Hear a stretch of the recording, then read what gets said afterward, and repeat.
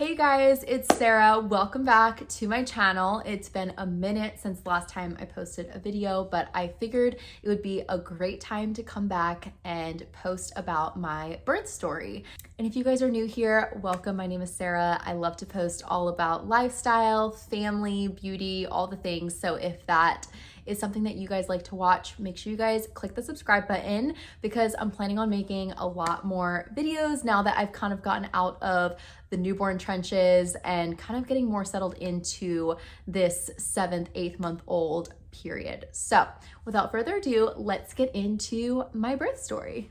I was very grateful that I didn't have to deal with a lot of different complications or anything. I wasn't sick the first trimester, which I know a lot of people are, and that's kind of why we thought it was a boy when it actually was a girl, because I wasn't sick at all. And obviously dealt with a lot of back pain, especially in the 3rd trimester, which if anyone has been through pregnancy, you get that the 3rd trimester is literally so gruesome. I just remember the back pain, just the forward weight, and just not being able to move around as much as I'm used to, because I love going to the gym. I love going for runs and walks and staying active. So that was really hard for me physically, mentally, emotionally, was just the 3rd trimester and trying to accept my new body and accept just me transitioning from not being a mom to being a mom. So jumping right into the birth story. So my daughter Danny, she was due on November 15th of 2023. And for some reason, I think in my head, I thought the due date was I don't know what I thought, honestly. I just thought that okay, once the due date rolls around, things are gonna get moving, I'll probably start feeling contractions, we're gonna get the thing rolling, right? And so the 15th rolls around and I didn't feel anything, no contractions, no nothing. And I was genuinely just really disappointed. And that's why they say don't have any expectations when it comes to your due date, because it's really just an estimate. And a lot of times it's pretty off, especially when it's your first kid, because a lot of people, when you're having your first baby, you're more often late than early or on time. So I wish I kind of took people's advice when they said don't get so caught on November 15th as being the date, but I did. So November 15th rolls around and I was just all right, hospital bags packed, car seats in the car, let's get it moving. And that was not the case. And I honestly felt really bad because my mom, she lives about 3 hours away and works full-time as a flight attendant, and she had flown in and allotted out that whole entire week to be here with Parker and I so that we could, just have her here just in case the baby comes. And we honestly had the best week ever. It was the week that Parker wasn't working or doing anything. I didn't do anything, and we just laid in our pajamas all day and binge watched so many shows.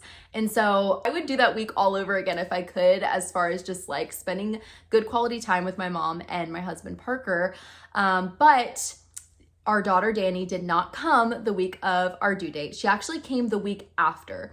So basically, once we were a couple days past our due date, my OB scheduled an induction for 4 days after, because they don't usually let you go super late. So I had an induction scheduled for, I think, 41 weeks. I think the hardest part was just the waiting and just being in pain and not being able to really do much for it, because when you're pregnant, you're not really able to take ibuprofen or simple over-the-counter medications. You just have to do heating pads and ice packs and whatever to just kind of help with the discomfort. But there's not a whole lot you can do when you are super pregnant and you're about to give birth and you're just really uncomfortable.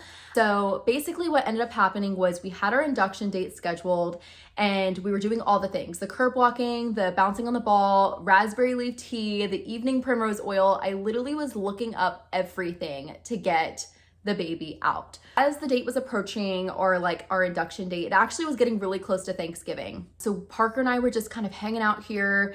I started to feel contractions, I would say on November 21st. So, and I think Thanksgiving was on the 23rd. So a couple days out from Thanksgiving, I was feeling contractions and they were really bad. And so we went to the hospital actually, because I was maybe this is it. We're so far past our due date. Maybe this is this is it. And they ended up sending us home because I was like only 1 centimeter dilated, and they were like, no, like it probably is contractions, but like you're not even close to even getting to the point of being admitted into the hospital. So we came home super defeated. We're like, okay, like let's just keep doing what we're doing. And so then November 22nd rolls around, and it's about, actually no, it wasn't the 22nd. It was the night of the 21st. So maybe I went to the hospital like on the 18th or something. I might have my dates mixed up, but went to the hospital a few days before that. And then the night of the 21st was when, I remember it was like 10 p.m. at night.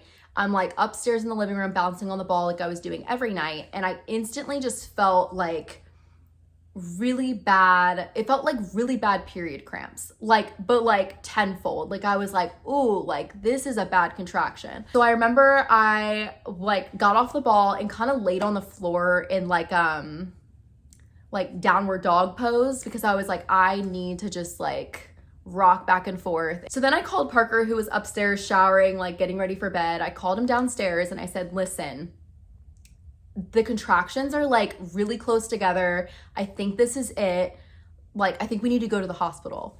And the reason why I knew it was different from like a few days prior when we went to the hospital and it was a false alarm was this time I literally was like gasping. I don't want to say gasping for air because that sounds so dramatic, but like I think it just took my breath away. Like every contraction, I literally was like on the floor, like gripping the carpet and just being like, and so I was like, okay, like this is different. I've never felt this before. So if we go to the hospital and it's a false alarm, at least I feel like I've never felt this before and I'm not just running to the hospital just to go. So Parker was like, okay, let's get in the car and let's just sit in the car. Like, let's just go outside. We'll sit in the car and then we'll see if it passes or if it gets more intense. So we're outside just sitting in the car at like 11 o'clock at night, and I'm just sitting there, and I just remember like gripping the leather seats of my car and just literally just being like, Parker, like we need to go now. Like we need to go to the hospital. And he was like, okay, like let's go. So we were on our way to the hospital, and it was just getting worse and worse. And I was like, oh my gosh, like this is insane. Like I've never felt this much pain in my life. Like this is literally insane. So we get to the hospital, we go in a triage, we check in. So funny because you would think that like going in and just being in so much pain. Like I remember at triage, the desk, I was literally on the floor, like holding my hand up at the top, like trying to hand her my driver's license, and literally just like laying on the floor, just being like, oh my gosh. And there's like no sense of urgency. Like you could just tell like they are so used to just having pregnant women come in, because the hospital I went to is like specifically for like giving birth and like OBGYN stuff. So you could just tell they were so used to it, because she was just like, okay, can I see your ID? And I'm like, okay, Parker, like where's my ID? Here you go. Like, and she was just like, okay, thank you. They put me into like the room before labor and delivery. It's kind of just like a little triage waiting room. It has like its own little room and like a hospital bed. So they put me in there, they check me, and I'm only 2 centimeters dilated, which at the time was very embarrassing because I looked like I was like getting like stabbed. I was like, this hurts so bad. And they're like, you're only at a 2. And I literally was just like, are you kidding me? How do people do this? Like, how do people do this in general? But like the people who do it naturally, I was like, there's no way. Like, there's no way. They were like, yeah, unfortunately, we can't admit you because you're only at a 2, and we only admit patients when they're at like a 5 or 6. So either like you can walk around the hospital for like a couple hours and we can recheck you, or like you can go home so you don't have to just like walk around the hospital in the middle of the night. I remember just feeling so like sad, and I was like, okay, Parker, like I don't want to leave just yet. Like I feel comfortable knowing that we're in a hospital just in case, because the pain was so bad. I was like, I just feel comfortable being here. I was like, so let's just walk around the lobby, and like we'll just, if after an hour, like, you know, nothing really like progresses, like we'll just go home. So I walked around the hospital for about an hour, and it was just getting worse. Like by the minute, I was like, there's no way that this is what 2 centimeters dilated feels like, because it hurts so bad. But we were like, okay, like let's just go home. Like maybe this is just maybe I just don't tolerate pain well. Like maybe this is what it's supposed to feel like, and I'm just like being dramatic, and I don't know. So we walked outside, we parked in the parking garage attached to the hospital, and I think that was the turning point in this whole birth story. Was I immediately got on the floor, and if anyone knows anything about me, like, I mean, I think most people wouldn't just like lay on a dirty parking garage concrete floor, but that is not me. Like, I am not the type to just lay on the ground with the gum and the dirt and like the rats. Like, I straight up was like, okay, this is not okay. Like, this is not, something is up. Like, I literally was like, something's wrong. So I was about to lay on the parking garage ground, and Parker like picked me up, and he was like, okay, like, I know you're in so much pain because you would have never done that. So he like walks me back into the hospital. He's like, listen, like, if anything, they can give you pain medication. So let's just go back and like, let's hope they can give you some sort of pain medication. So I go back into triage. I tell them I walked around for an hour. I tried going to the parking garage, and like, I just need something for the pain. They first offered me a pill that was supposed to just like kind of help with the pain. So I took that, and I was just in the waiting room, and it did nothing. Like, that pill did nothing. So they were like, okay, well, the only other thing we can give you is morphine. And mind you, when I heard the word morphine, I was like, I thought that's like what they give like war vets, like when they have like amputated legs and arms. Like, I was like, morphine? So at first I said no, because I was like, I don't like that word just like scares me. And then after about like 2 minutes, I said, yeah, please give me the morphine. My phone almost died. But yes, so then I was like, yes, give me the morphine. And so they gave me the morphine, and I was in so much pain. I couldn't even feel or even remember when they gave me the morphine shot in my leg. Like, I don't even remember. But basically after that, because the pain was like just so bad, I don't know if I was throwing up before the morphine shot or after, but I just remember leaning over on the side of the bed and just throwing up. And mind you, I hadn't thrown up my whole entire pregnancy. Like, this was the first time I was throwing up since I became pregnant. So Parker had called in the nurses to just basically say like, hey, like, she's throwing up, like, she's in a lot of pain. And at that point, they came in, they were like, okay, if you're throwing up, it's because you are really, like, you really are in a lot of pain. You're throwing up because of the pain. So we're gonna keep you, just because you literally look like you need to stay here. And so that was like literally godsend, because they don't admit anybody unless you're 5 to 6 centimeters dilated, and I was only at a 2, and mind you, they hadn't rechecked me in like hours, so I was still thinking that I was at a 2. They still thought I was at a 2, but I think because I started throwing up because of the pain being so intense, that kind of made them want to keep us and keep an eye on me. Also, my OB, who I'd been seeing my whole entire pregnancy, she works at an OB office down the street that I'd been going to for all of my ultrasounds and all of my visits. She also works at this hospital as well and delivering babies. She's a midwife. So we were praying and hoping that she was going to be there to help deliver our daughter, Danny, but we weren't getting so stuck on it because we understood that like she could be working at the office. Like, they have so many different schedules and shifts. So we weren't sure if she was going to be there. But that morning, because mind you, we left for the hospital at 10 p.m. and now we're like into the next morning, she was showing up for her shift to the hospital. So she saw on her patient list that we were there, and she basically advocated for us and told her boss, hey, like, she's my patient. Let's keep her, let's admit her, let's get them into a comfortable labor and delivery room, and we'll just keep an eye on her because I think labor is progressing a lot quicker than we realize. And so she knows who she is. I love you if you're watching this, and thank you for advocating for us, because had you not, I would have probably gone home and given birth in the car.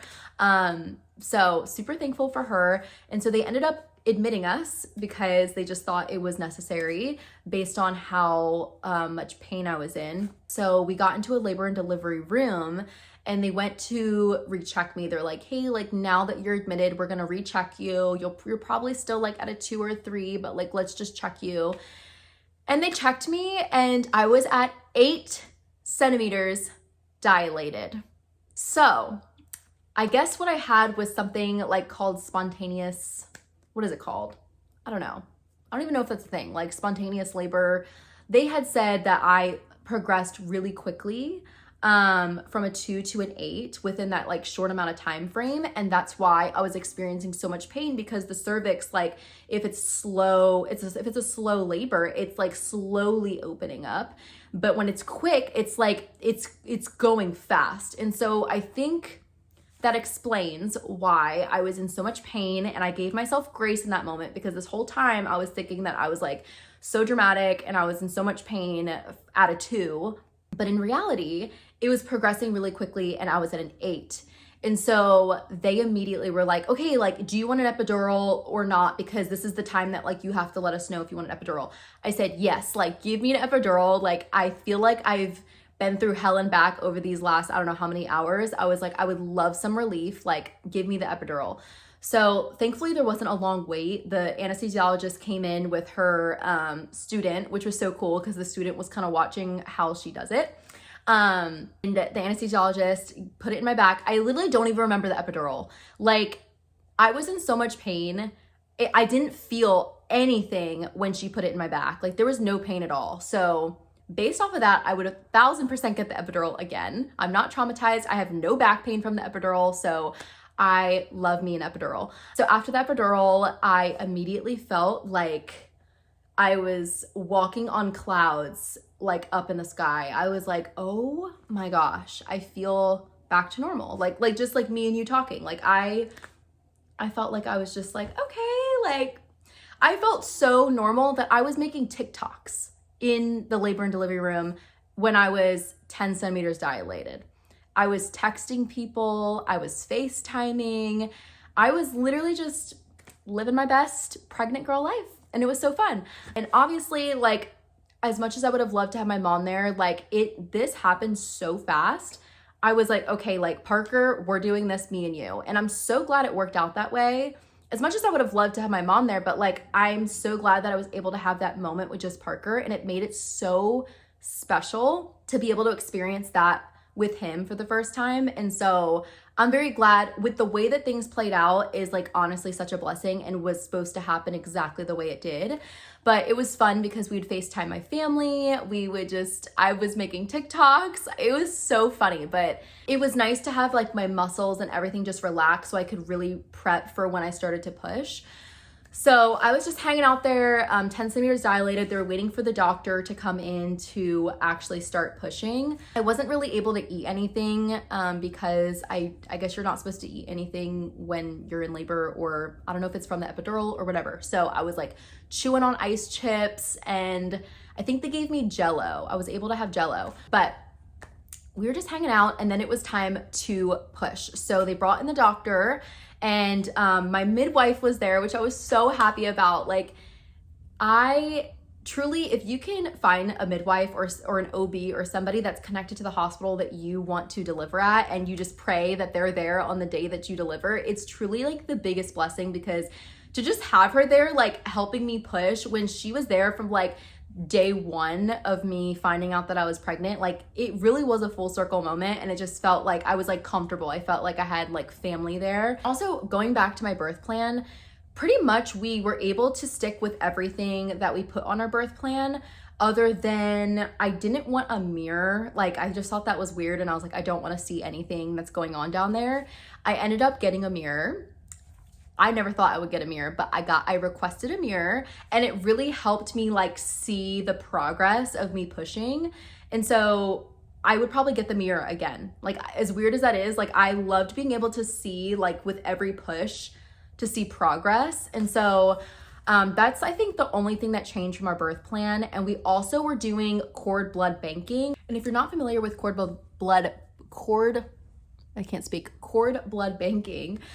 Basically, you work with a company, and they send you a kit. You bring it to the hospital when you are about to give birth, and the doctor will collect the umbilical cord blood and tissue into like a sample packet, and they send it off to whoever you're partnered with, and they keep it in like a cryo machine, so it preserves it, so that, like, God forbid, if your kid develops cancers or, you know, diseases, disorders, literally a lot of things. I don't want to say anything. There is a list, but a lot of different things that can happen.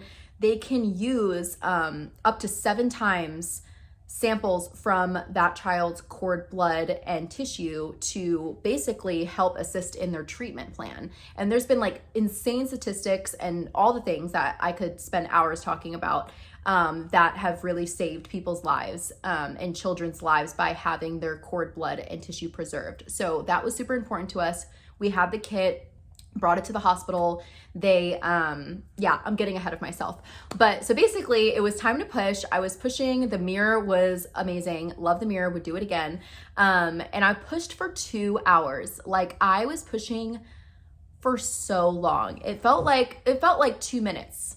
It really did. But like, they were like, oh, that was 2 hours. And I was like, there's no freaking way. So I was pushing for 2 hours, and then eventually Danny came out, and it was the most beautiful moment of my life. Like just to be able to have my husband next to me. He was my biggest cheerleader the whole time. He was like, go baby, go, you got it, go baby. Like for 2 hours, that was him. To the point where some nurse in the hallway peeped in as I'm pushing and said, can you guys tell him to keep it down? That's how loud and like he was all there. And I'm so thankful for him because it was just him and we did it together, and it was so special. But whenever she came out, and I'm sure a lot of other moms who have experienced this, like being able to witness the birth of your child and just to have her healthy and like I was in tears. Like that was the first time that I cried, like just bawled. And just to be able to hold her and like wrap her up, it was so special.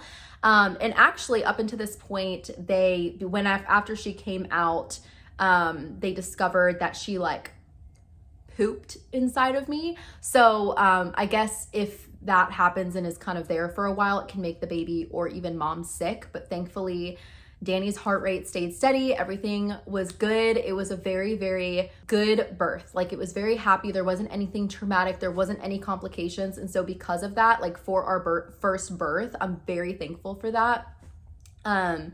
And so for that first hour after she came out, we had golden hour. We were doing skin to skin. And I just remember we played The Blessing by Carrie Job, and I was just like losing it. I was holding her and we were just singing the blessing to her, my husband, me and her, and it was so, so special. So safe to say, my birth story is a positive one. Obviously, to get there was a little bit crazy, but it was a very positive experience and one that I would do everything the same way I did over again. And I understand that every birth is going to be completely different, but as far as the things that we decided to do and request and things like that, I'm definitely going to do all of those same things again. So for the first hour was golden hour, and golden hour was my favorite because we just got to snuggle her and just enjoy just like the quietness. I feel like it was the first time like the doctors, the nurses, everyone kind of left the room, and it was just Parker, me, and Danny. And it was so special, like just really being able to look at every little feature, every little eyelash, and every little like just every little thing about her. We were just in awe, like truly in awe of God's goodness. And just for us being able to be her parents is like, I think it really hit us in that moment that we were going to be parents, because up until this point, you know, it's an idea, and being able to physically have your baby in your arms, like that's when it hit us like, okay, like this is real, like this is ours to take home, and we are gonna love on her and support her and care for her. And so that was when it got real. And the first hour and just in being able to enjoy golden hour with just us really was so special. And so she was born on November 22nd at 5:55 p.m. She was 6 pounds and 5 ounces and 18 inches long. So she was a little petite girl like her mama. The next day was Thanksgiving, and so we spent Thanksgiving in the hospital, and we missed the Thanksgiving lunch that they have with like Thanksgiving food. So we weren't really able to have like a Thanksgiving meal, but thankfully my mom, before she had left, made us a whole Thanksgiving meal, and we like froze a lot of it, so we were able to eat a lot of Thanksgiving food when we got home from the hospital.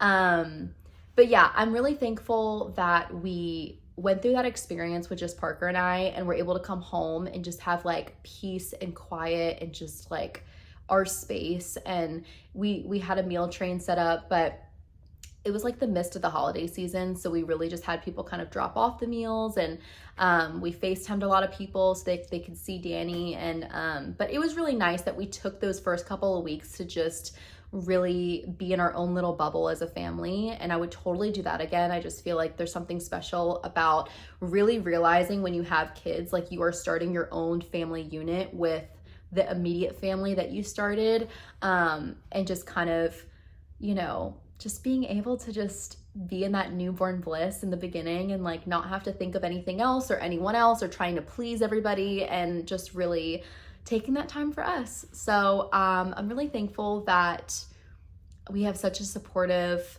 family, friends, Parker and everyone. So that made it really nice to just be able to enjoy our own little space as a family. So that I would do again, and that's what another thing that I would recommend to new moms or other moms is just don't feel that pressure. Everyone's gonna wanna come see the baby. Everyone's gonna wanna come, you know, come in your house and come stay and come visit. But we truly enjoyed having that first week, 2 weeks to just have just us figure out parenting on our own and really just accept the challenge with full confidence, and just going into it with the way that we started, and just knowing that we were going to be parents, we're going to raise our kids, and we want to be present in their lives. And so that was something really important to us that I'm glad that we really took on, was just the challenge of parenting in the newborn phase, and you know, really taking those first couple of weeks to just do that on our own. And I don't think we would have been able to do that had his family or my family been there from like in our house helping from the get-go. So that's something that I'm thankful that we did, that we'd probably do again. And then yeah, and after those couple weeks, we had family over, friends came over, there's people offering to clean. My sweet friends came over and were like folding laundry and making my bed, and so many people brought us food, and it was just so, you know, it does take a village. It takes a village, and it's so sweet that so many people are just thinking about us when there's so many other things going on in their life and in the world, that they would want to take time out to come over and drop off food or offer to clean and all the things. So yeah, super thankful for everyone that's in our life, in our circle, and hopefully you guys enjoyed. I know a lot of you guys have asked to hear our birth story, and I filmed this video probably 3 times, like months ago, and then for some reason couldn't find the footage. So here I am filming it for a 3rd time. So hopefully 3rd time's a charm.